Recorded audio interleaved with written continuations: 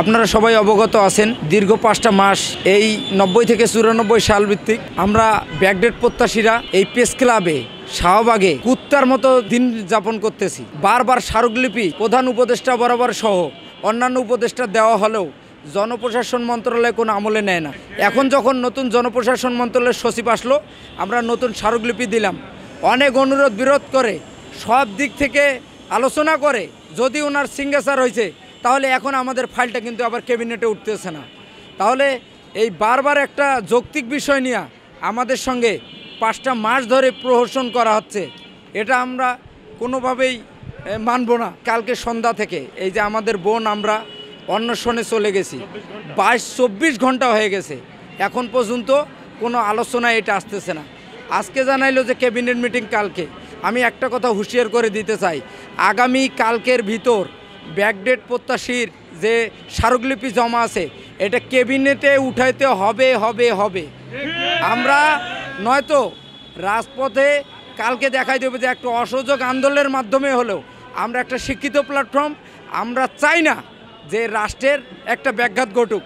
রাষ্ট্রের ভালো আমরা বুঝি, রাষ্ট্র আমাদের ভালো বুঝে না। আমরা চাই না কোনো বিশৃঙ্খলা হোক।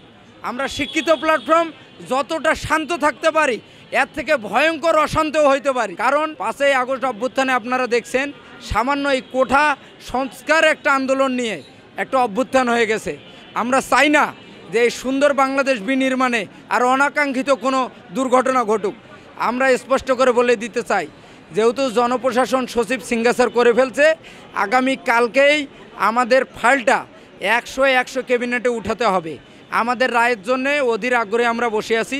আমরা যদিও আজকে একটা মিছিল দিছি, রাষ্ট্রের কথা চিন্তা করে এমন ব্যাঘাত ধরনের কোনো মিছিল আমরা দেই নেই। যে সকল ভাই বোনেরা অন্বেষণে বসে পড়ছে, এদের দিক তাকাই মানবিক দিক বিবেচনায় আমাদের এই যৌক্তিক দাবিটা মেনে নিতে হবে।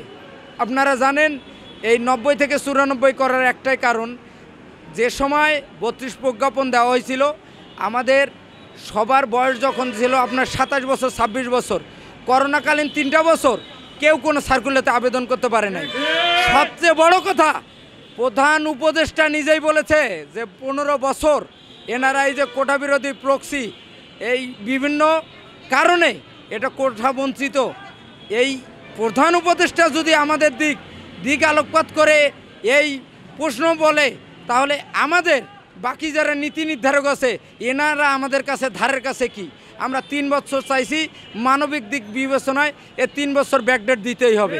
এটা একবারে ফাইনাল কথাবার্তা আমার।